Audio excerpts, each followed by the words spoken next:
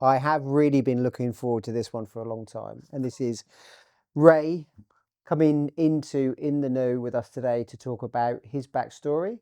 Thanks for coming. Oh, it's great to be here. Thanks for having me. And exactly that's it. It's about backstory. So what's Ray's backstory then? Wow. Where's it all kind of start? Where did it all begin? Whatever. Yes. Grimsby, actually. Youngest of four brothers, kind of typical sort of working class family. From Grimsby. Trawlerman heritage. So my granddad was a fisherman. My mum's brother was a fisherman. All of that sort of stuff. But yeah, that was where it all kind of started. School of hard knocks, some might say. It was a great place to kind of be and grow up. I think people kind of move away from places and go, oh, I'd never go back there, and oh, I'm glad I moved out. To be clear, I'm not rushing back to buy a house in Grimsby particularly, but I go back with fondness. It's where you grow up, it's where your memories are and all that sort of stuff. But I think it was mum worked in a factory, dad worked in a factory, all my brothers worked. It was all about hard craft. We were brought up at that time, which was, look, if you work hard, and you put a shift in, you'll be okay. And I think, to a certain extent, that's kind of stayed with me a little bit. But yeah, it started Grimsby. School there, worked at McDonald's. That was great. That was probably my first ever proper job. I had the 5 stars and all that sort of stuff. It was brilliant. And then university. So kind of digging into the past a little bit, I went to Bretton Hall, part of Leeds University. So training as an actor.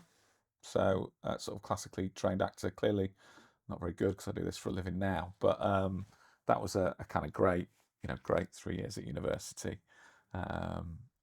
Just doing something that you really love, albeit probably not anywhere near as good at it as perhaps I thought I might have been. What made you go down that route though? Because you skip very quickly from Yeah, that sort of thing. School was a bit in the middle, but what kind of took you towards that in that period? at school, I kind of got involved with school productions and stuff like that. I guess, look, I've always been a little bit gregarious. I've been reasonably confident. I think that comes of being the youngest of 3 brothers, right? So I was, bullied relentlessly as a child. So I had to try and find a way of standing up for myself. But it was a real career choice for me then. I actually thought, flipping heck, this is really what I want to be. This is what I want to do. It's where I'm happiest. And then it's kind of interesting because I think the change that you go through from sort of 16 through to 22, 23 is massive. Things that you believe to be true and things that you want to be true versus how little you know and how little you understand versus, kind of 7 or 8 years later, you go to university, you meet new people, you're moving from being a very big fish in a small pond to a incredibly tiny stittleback in a massive ocean. You learn things and need to adapt. But my dream then was that I'd be an actor. I didn't think I'd be a world. I wanted to be a classically trained actor. That was what I loved. I'd seen lots of it. Who did you want to be? Who was it? I mean, blimey, Gary Oldman. It was for me. John Malkovich. Yep. Those were the guys. Bear in mind, when I was at university was when Tarantino just broke in as well, right? So Reservoir Dogs was just like the most incredible thing we'd ever seen. It just blew everybody's minds, and I think people forget what he did with storytelling hadn't really been seen before. Look, there are people that are wiser than me will say, well, no, actually, somebody in 1960 did something similar. But in terms of really bringing it to the forefront, so it was quite an exciting time. So yeah, those are the guys. It was like, and Kenneth Branagh, of course, was massive then. So Kenneth Branagh had just done King Henry V and all of that sort of stuff. So that was one of my audition pieces. So it was like, if I can get close to anything like that, that'd be amazing. And then you kind of, I don't know, something sort of changed as I went through university. I kind of realised, oh, hang on a minute. The reality of that situation is quite different. I don't know what the statistic is, but it's something like 98% of actors are unemployed at any point in time. And of the 2% that are kind of sub 0.00 earn more than the living wage. And it's like, I quite like my creature comforts. I'd met a girl, we kind of, wanted a house, all those kind of things. And you go, there's quite a lot of sacrifice. Yeah. And other people, when you're at university, obviously, is it all actors together in there, or is there a combination of other things? So did you see other people and you went, I want to do that? Oh, we had a mental thing. So Bretton Hall was, it was full of actors, dancers, musicians. There was then some of the kind of technical theatre arts, so kind of lighting design, stage design, all of that sort of stuff, and then some BEd students. So it was like New York School of Fame, except just outside of Wakefield, and no leg warmers was Yeah. broadly what it was. It was mental, but the kind of down to earth nature of it, kind of, pretending to be a tree in the style of Stanislavski in the morning, to then going to Morrison shopping in Wakefield and witnessing real life was kept you pretty grounded. It wasn't like a London drama school as such. And that's coming from Grimsby as well. And that's exactly coming from. I felt very much at home. I think there were some kids that came up from the south that were like, flipping out. What's The only this? thing you didn't have was slot machines and candy floss. But No, not quite. But we, to be fair, there was probably some of that, I think, to be found in Wakefield. You could find anything in Wakefield, right? You could then. So yeah, kind of halfway through that, I kind of realised it was a passion, it was a love, but it wasn't going to be a career. So the obvious thing then was to be a policeman, which is I wanted to be a copper, which had always been a bit of a thing from being a kid.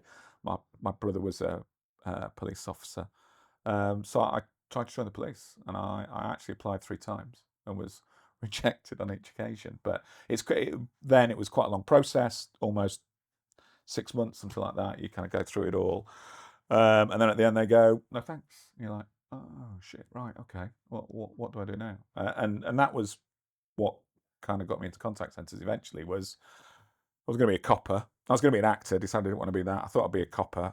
Clearly, anybody who knows me, I'd be the worst copper in the world. So their selection process worked a dream. So then I had to get a proper job.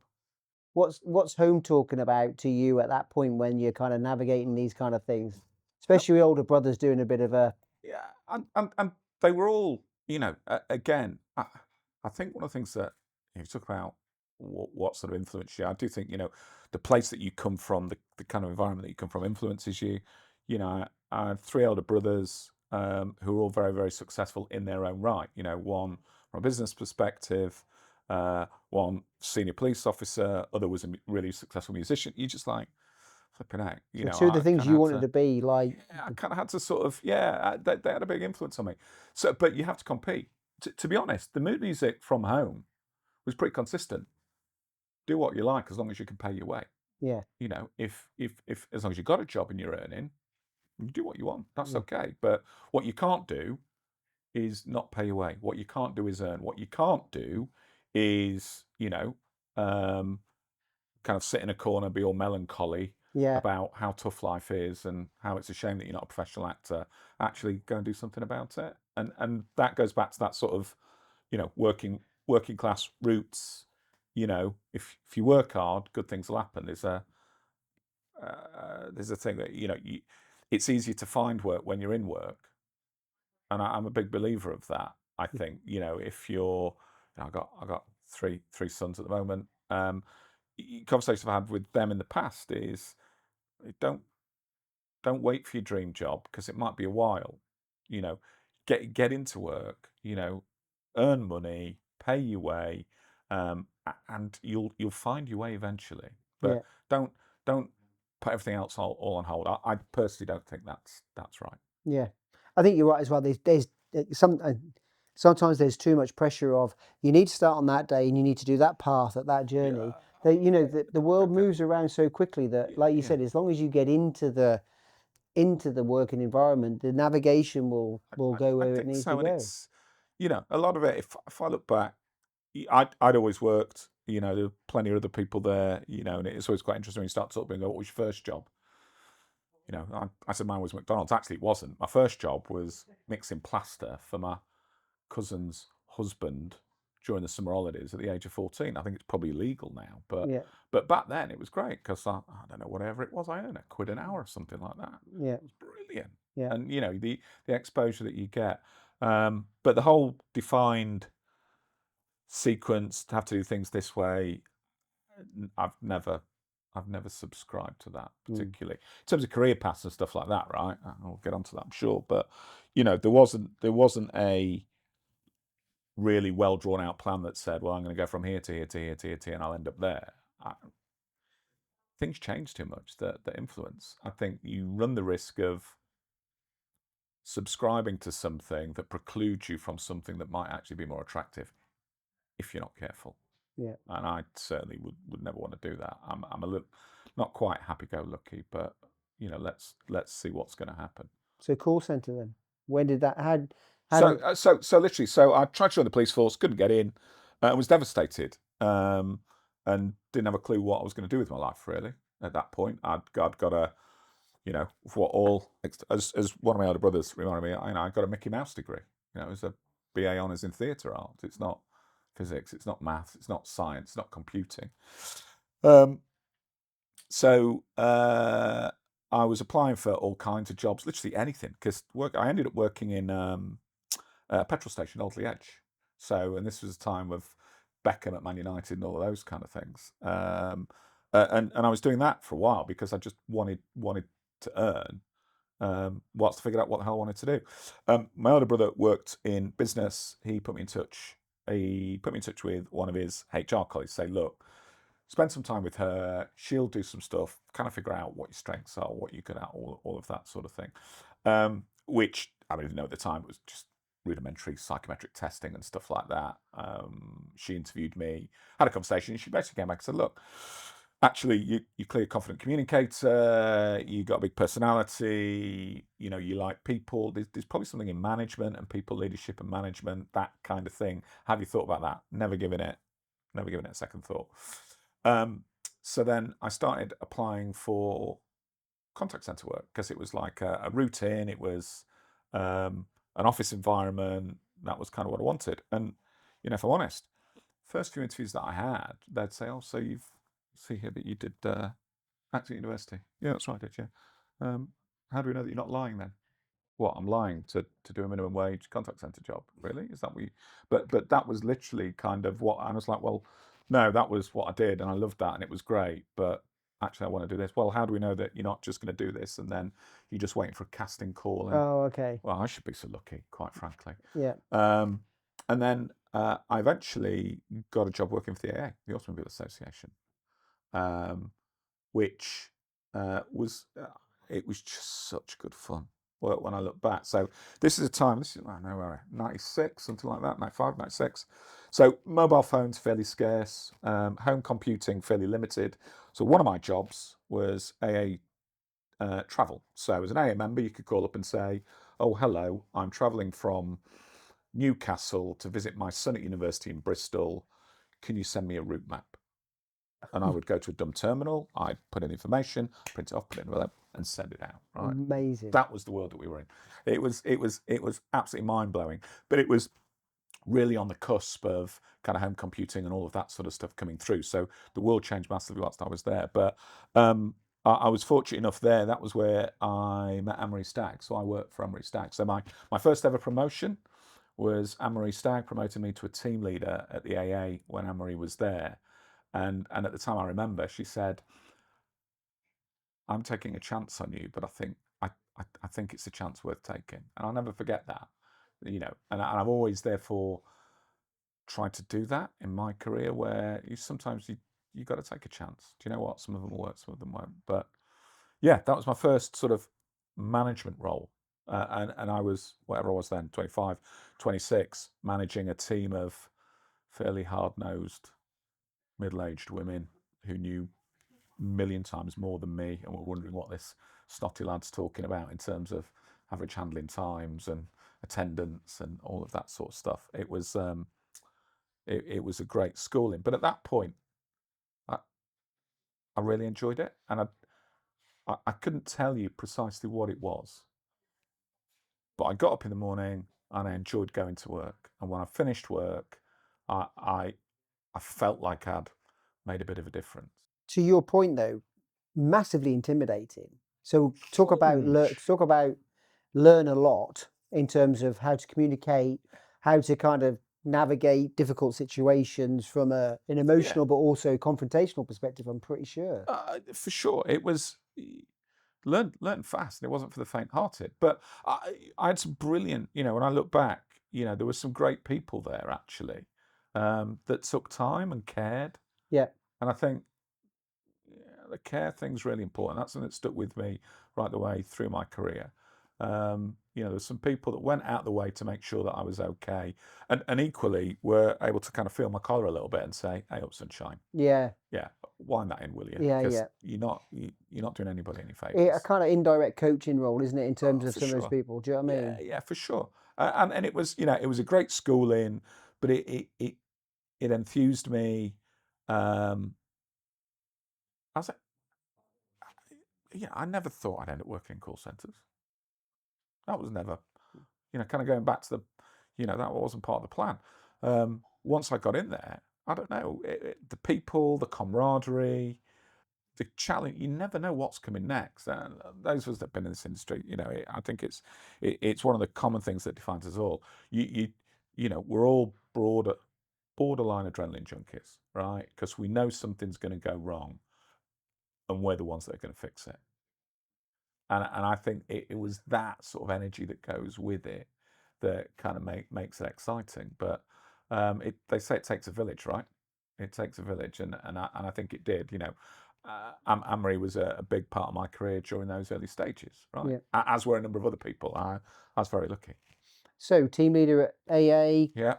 saw yourself then in the industry after that, or was it, Yeah. or you still navigating? No, I saw myself in it. Interestingly, the only thing that happened whilst I was there, when I left university, I did get an agent.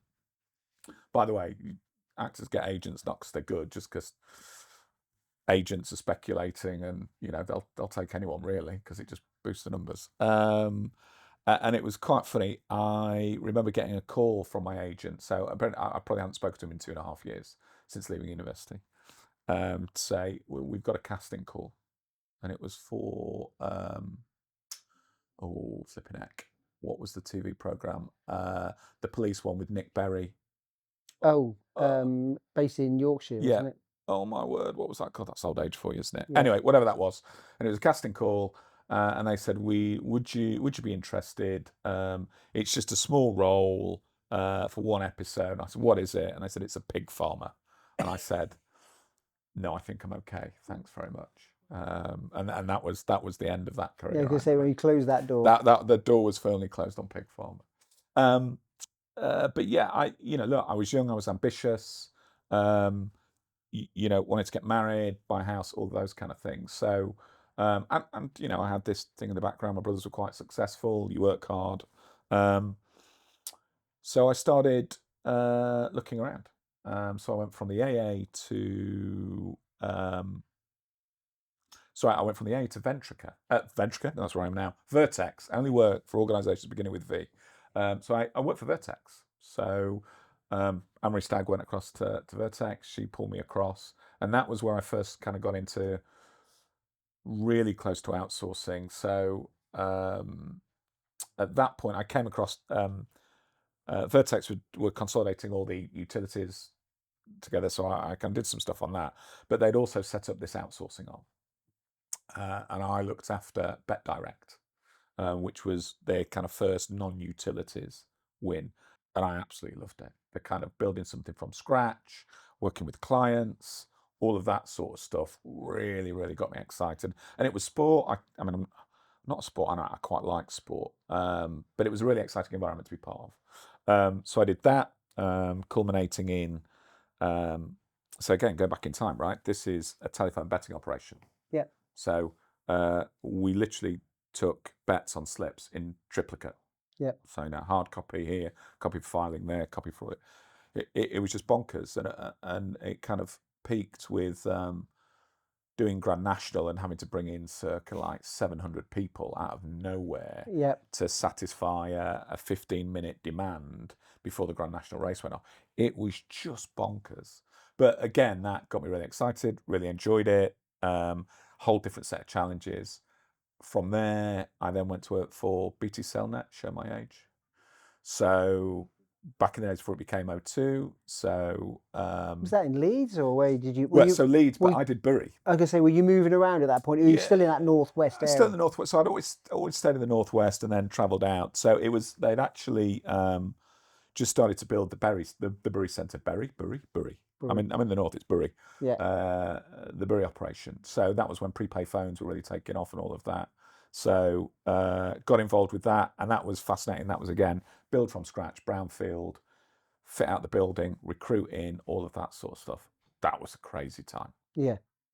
Prepaid just launched, was going bonkers, and it got to the point where, you know, we'd open the phone lines and there'd be 100 calls in the queue, and you close the phone lines at 10 o'clock and there'd still be 100 calls in the queue, and it was like, switch those boards off. Yeah. Nobody needs to see that. You Yeah. know, this isn't you know, our agent's problem. But that was some fascinating learning, and working for an organisation like BT as well. Yeah, there's some real highs and lows with that, actually. I think, you know, my roles prior to that had all been really, really positive experiences, really, really great. Not much downside, really. That was the first one where there were a few dips, you know, either, you know, having to deal with restructures, real big cultural challenges in terms of morale, which not kind of really experienced that much before. So that was, yeah, that was a really kind of fascinating kind of couple of years there. So how were you learning at the same time? Not just obviously on the job learning. Were you? Because obviously, if you were going to be an actor, you must have been well read, you know, kind of background. Did you take that forward in terms of what you So were doing? it's really interesting. One of my regrets is I do not read anywhere near enough. Right. So I'm not particularly great. So people kind of go, you know, you can only be successful if you keep learning. I think there's a definition on what learning is. So actually, am I? Was I reading some stuff? Yeah, sure, of course I was. I was very much learning on the job, Yeah. and I was very much learning from people that were around me. And you know, when I left O2, I went to work for the Cordwell Group, which is always an interesting experience. But after there, I went to work for Npower, and I worked for a guy, God rest his soul, he's no longer with us, but was just such a brilliant coach, such a brilliant mentor. I learned so much from that man, on whole manner of things. He was a real, I don't really like the word, but he was a bit of a guru, really. Yeah. And that's how I tend to learn. I need to learn by doing. I Yeah. need to learn by getting it wrong. I need to supplement it with, I do need a bit of theory. I need a bit of context. I need a bit of research, but I'm not, you know, I'm not going out reading the latest book Yeah. or kind of, you know, doing that sort of stuff. Doesn't mean I'm wrong or right. Actually, some people need that. Yeah. I'm less so for me.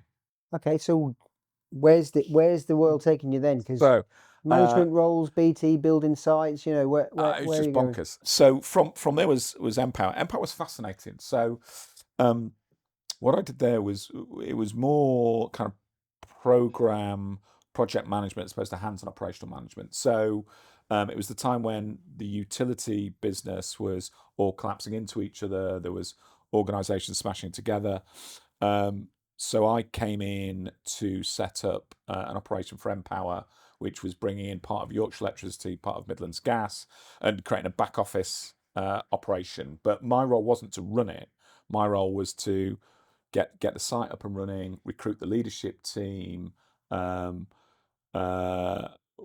work with, make sure that we've got the right technology in there and all of those kind of things. So it was the first time I'd kind of stepped away from a direct people management role and was more kind of stage left or stage right, if you like, kind of actively supporting, more of a general manager And that, type thing. And it gave me a really different lens on things. And it also, you know, in terms of learning, it taught me a whole load of new skills.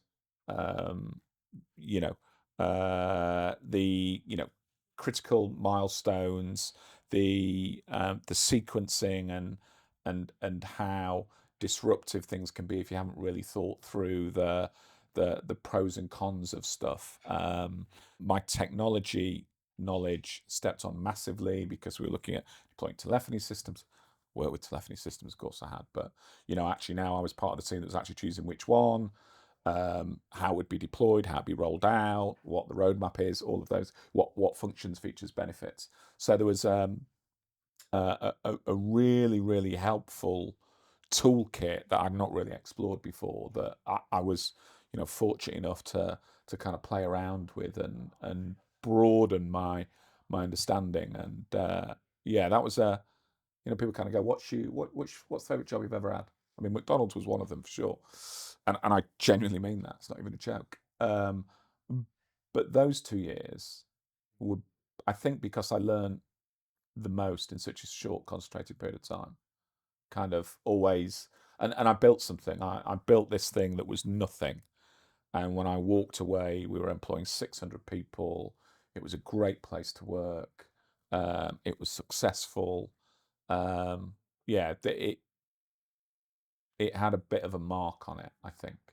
I think it's been knocked down now, by the way, but anyway. And how did you feel? Because obviously you say you did Vertex, which was like supplier side, and then going other side. And obviously we'll talk later that you flipped back the other way. Was it also being not the supplier side, the more in-house that you enjoyed, or was it just the role that you did? It's the roles. So, I mean, from Npower, I then went into Argos. That was where I first started dealing with outsourcers as a client as opposed to a provider. I'm reasonably, and always have been, reasonably indifferent. And I've been lucky. I've had dedicated internal operations. I've had hybrid, where some in-house, some outsource. I've worked with most of the outsource providers at some point or other. It's the role. If you dissect it out, right, it's about people. It's about customers. That's like the two big ingredients. And I think, yes, technology is a big deal.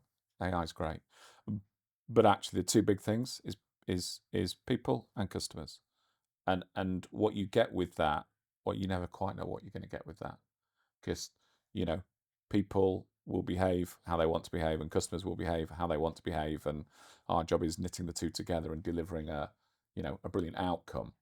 That's the bit I like. Whether it's in-house, whether it's outsourced, I, I don't mind. I don't mind. You can influence either just as much if you choose to. So retail then. Retail, yeah. I mean, look, 20 odd years. Argos was great. I loved it.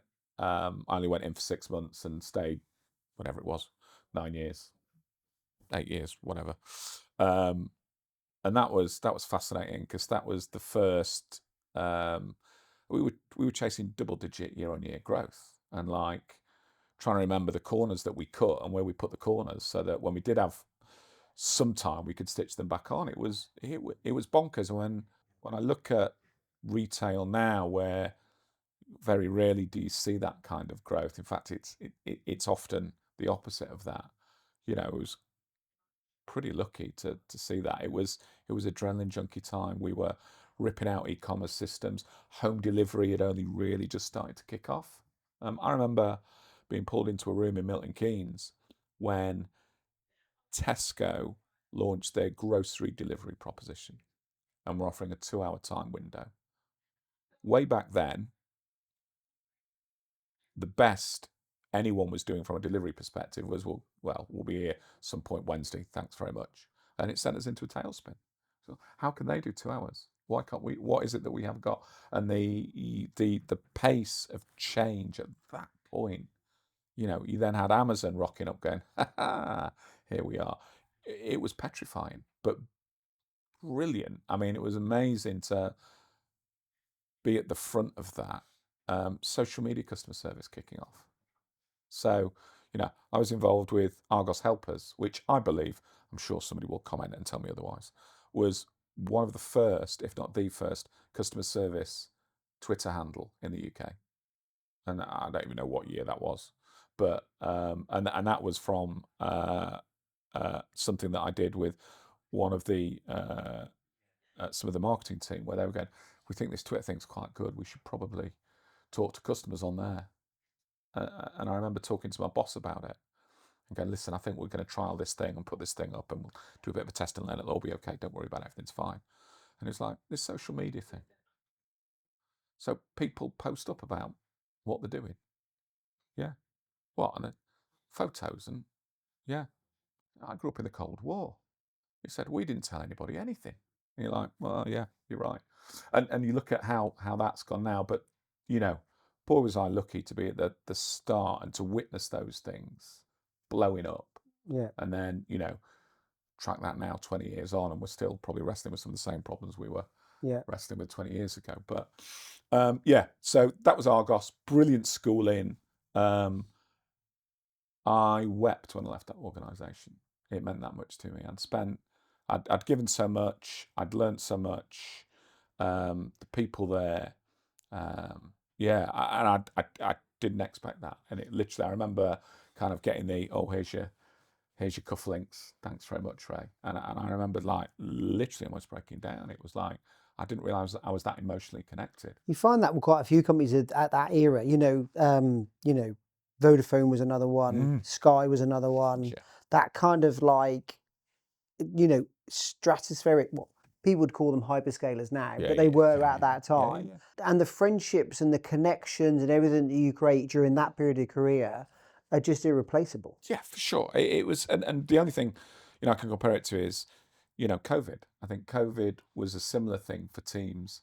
Teams that came through COVID have a connection that you would never ever have got otherwise for a whole lot of reasons. But yeah, Argos was great. I mean, it was, you know, I felt like I grew up in Argos. So, some people who work there might say you never grew up, but I felt like I grew up in Argos. From there, I went to play.com. So proper kind of e-commerce player. That was bonkers. And just a world away. So way back then, Argos was still fairly corporate. So you know, it was still very much suits, not necessarily ties, but still fairly formal. You know, and I went to work for Play, and you know, they were this bonkers, innovative little business created by two brilliant brains in Cambridge, who then just attracted other brilliant brains from Cambridge. And I remember walking into the office on my first day, and I'm sat down, and Nick, my deputy, sat next to me, and I look across and I see what looks like a bloke in pajamas and sandals walking across the floor, and I'm like, "Who's that?" He's like, "Oh, he's one of the developers." It's like, does he know he's in his pajamas? He was like, "Oh no, he always wears that." You know, and it was just like, at that point I was like, I've actually become a little bit ingrained. Actually, I've that's interesting. And again, to go from, if you talk to anybody in Argos when I was there, they would say you were always the maverick, but I was nothing like that. These were the mavericks, and it was a complete culture sort of like, oh my god. But that was fascinating. That was my first proper offshore experience. So we were outsourced out of the Philippines. So spent a lot of time out of the Philippines, and that, you know, anyone who is wondering whether a career in contact centers is worth having, I mean, the travel opportunities I've had through work have been phenomenal. Not saying you should just do it for that, but there are other jobs that don't afford you that kind of thing. Well, it's an interesting point around, and we'll come on to challenges in the industry, but one of those things are the perception that there isn't a career, or there isn't something, you know, go and apply to be a call center agent. Right, I'm going to sit in my bedroom and I'm going to have to do this. There are great things in our industry that we can get to, and to your point, you prove in the fact that get to start things up, get to change things, get to go and see things. You know, there are a lot of jobs that don't give you those opportunities. Completely. There's a conversation I once had with Martin Hill Wilson, and we might have had a few glasses of wine, and we were talking about how the hell do we make working in a call centre cool? Because it's got such a reputation. How do we get to a place where, and there's a reference for the older listener, you know, you're in a nightclub, you know, and you're chatting somebody up, and they go, "What do you do?" And you go, I work in a call center. They go, oh wow, do you? It's never going to happen. But why?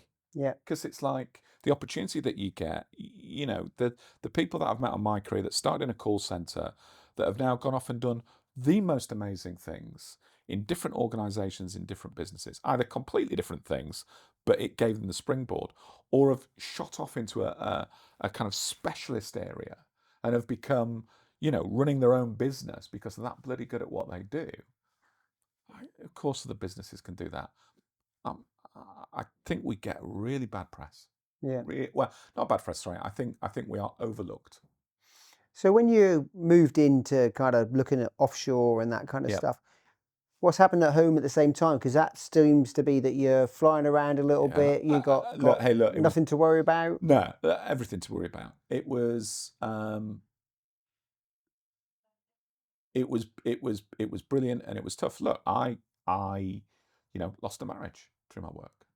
Clearly not just through my work, but the pressures and the balance. If I look back, I was probably too work obsessed. So there's lots of conversations now, right, around oh, kids today don't take work seriously. I've said I came from a place where you work hard, you give 150%, and that's what you should do. Yeah. Um, I'm not sure you should. I think there's a balance to be had. And I think what COVID maybe did was triggered a bit of a reset that Yeah. said, is your balance right? Yeah. Is your balance right? And, if you want to give all of that to your work life, what's the compromise on your home life? Yeah. And actually, conscious decision making, square into that and recognize it. Don't pretend there isn't a consequence, because there is. Yeah. But deal with it. And it's kind of interesting, kind of fast forward where I am now and taking on this role. There was a conversation at home around, do we want this? How's this going to work for our family, for our relationship, all of those kind of things, which maybe going back. But look, flying halfway around the world, and I wasn't, still not particularly well traveled. I don't think I didn't fly for the first time until I was probably about 20, when I went to Australia with my mum. That was my first flight. I'd never flown before. I'd never done Magaluf for stag do. Never did any of that. I think I Yeah. went to Paris on a school trip on a coach Yeah. and bought loads of hairspray, I think, at a stop off in London, and then I can't tell the rest of that story because I'll start to incriminate some people. Anyway, but yeah, kind of landing in the Philippines, that just like blew my mind. Yeah. And again, it's about people and it's about customers, and what I couldn't get away from is how much people cared. Yeah. How much people cared was just like, wow, amazing. So a brilliant story for that was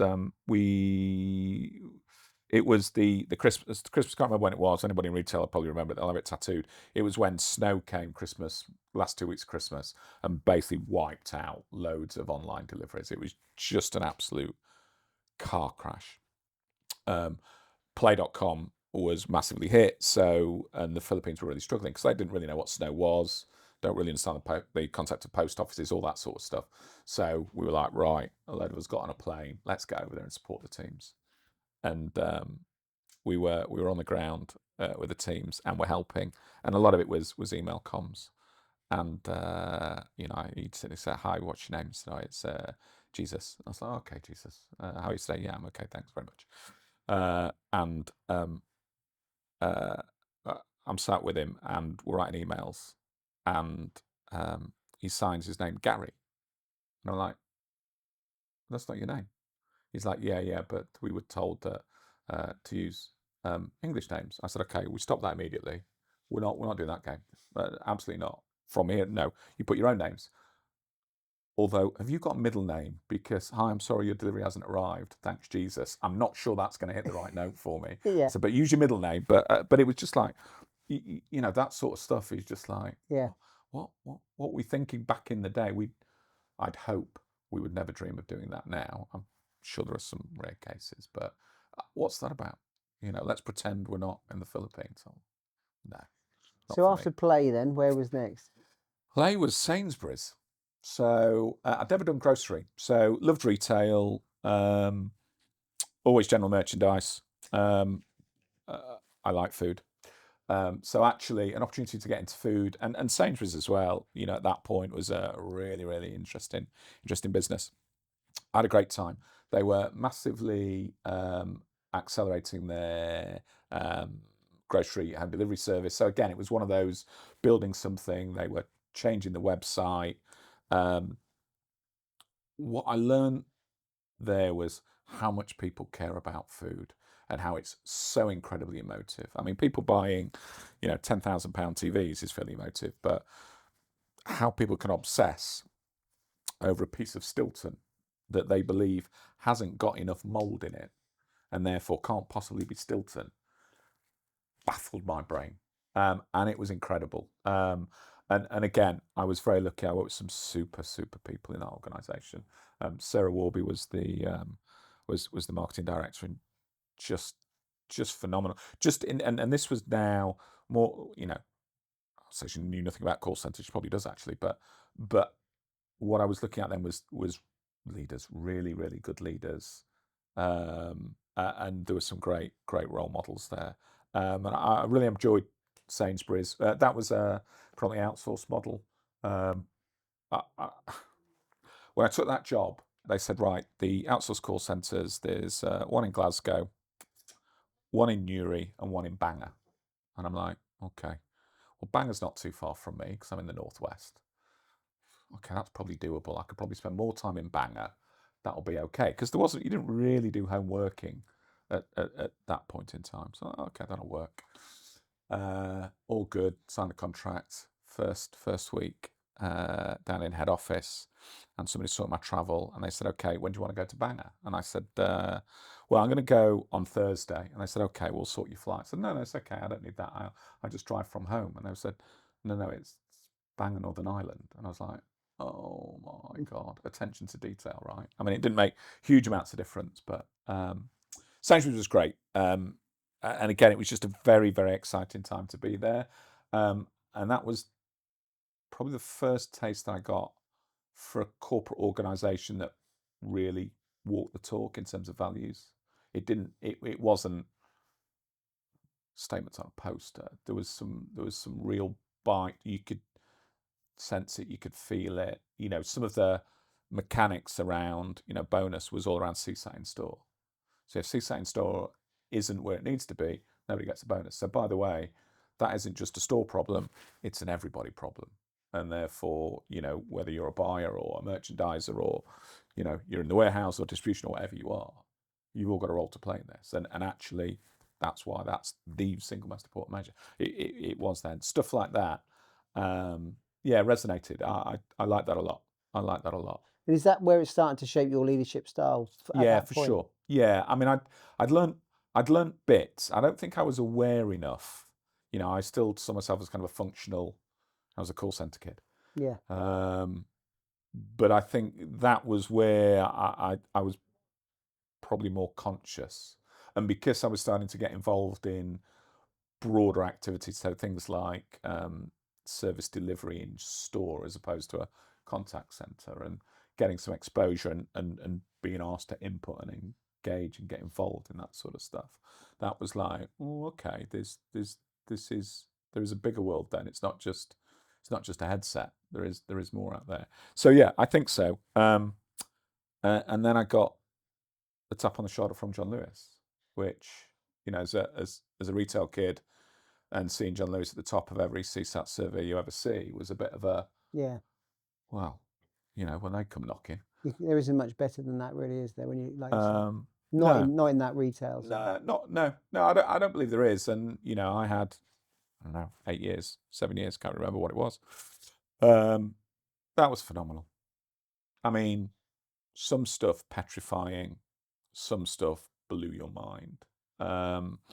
And I think anyone who's spent any length of time in the partnership cannot walk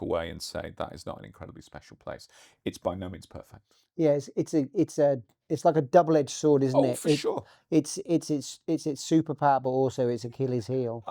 Look, the best thing about John Lewis is its 155-year legacy. The worst thing about John Lewis is its 155-year legacy, right? And it's like, okay, which of those bits do you protect? Which are the sacred cows, and which aren't? And how? And it's not easy to release some of those things that are no longer viable. But I had an amazing time there, and worked from a. I thought I was a decent leader until I went into that organisation, and it took me. I think it probably took me 3 or 4 years to really get it. And I worked with some brilliant leaders in there, and I referenced before. That was where my career, we dealt with COVID. We took a kind of 1,500 seat internal contact center and had them home working in 4 weeks.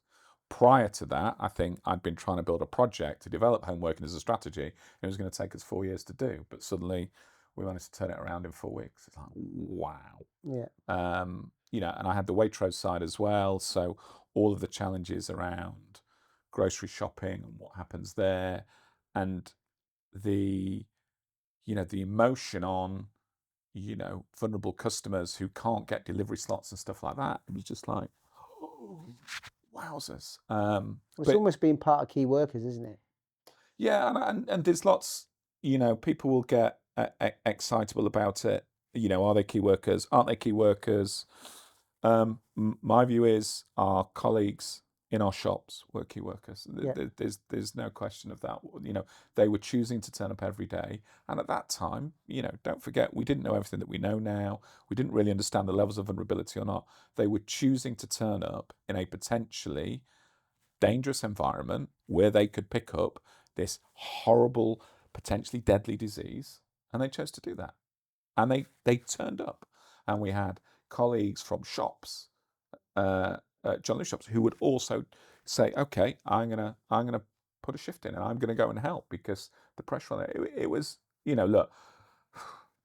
Firstly, we all love a crisis, right? We kind of do, but we saw the very, very best. We saw the very best of everyone, by the way, but parochially for me, we saw the very best of the partnership in action there. Yeah, it was really, it was humbling.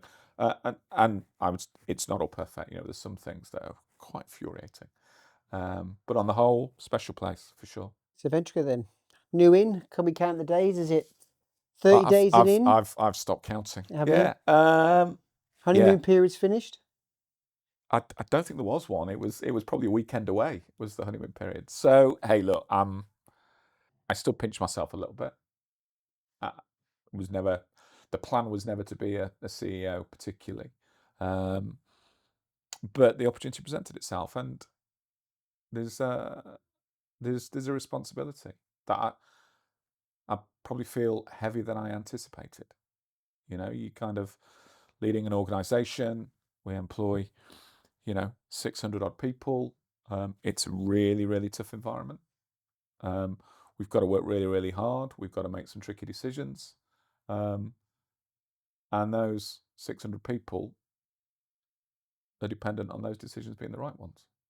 So, but yeah, look, really privileged, but absolutely up for it. I mean, there is a little bit of, I've spent 25 years in this industry.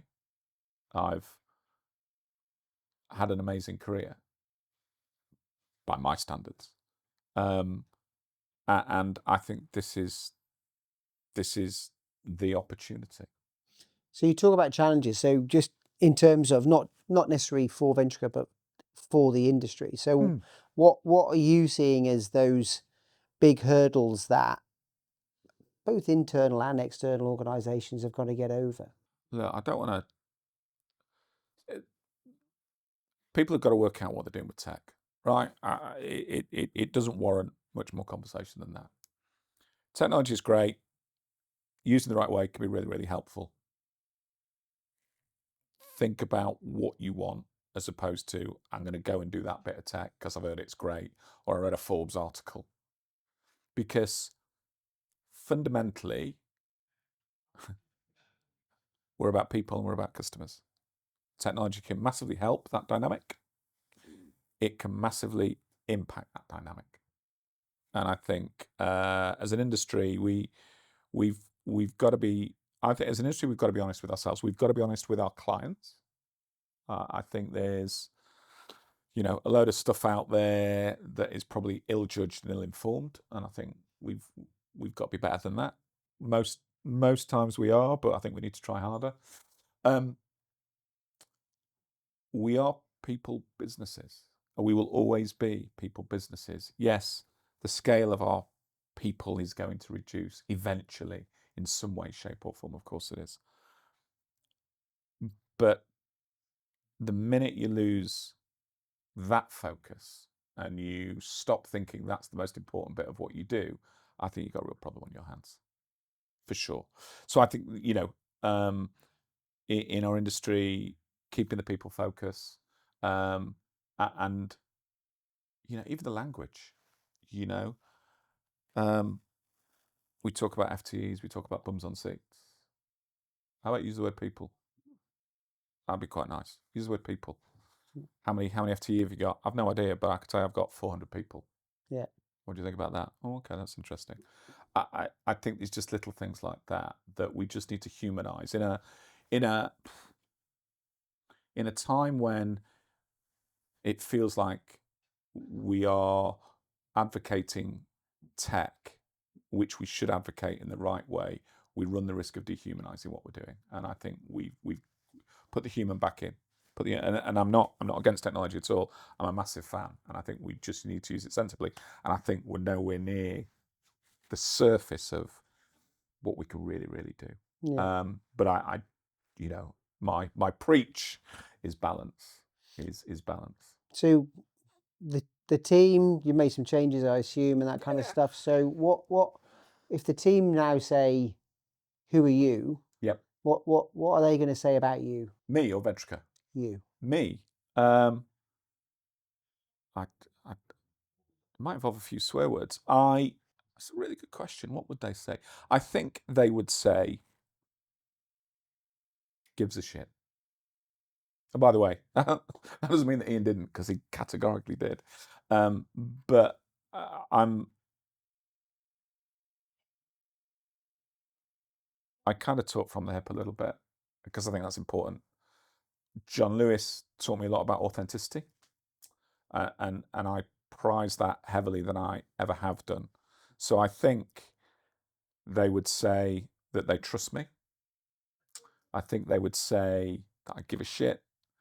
I'd like to think they'd say they believe in me.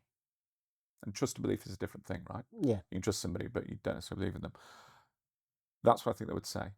Because what I've done from the start is kind of, engage them, bring them in. This role, and people have been doing this role far longer than me and far better than me. And people say, oh, it's a really, really lonely role. But yeah, I get that. It's probably as lonely as you want to make it. And I think, there are some things where I need to stand up and I need to take a stand and I need to make a decision, and that's on me, and I need to burden that.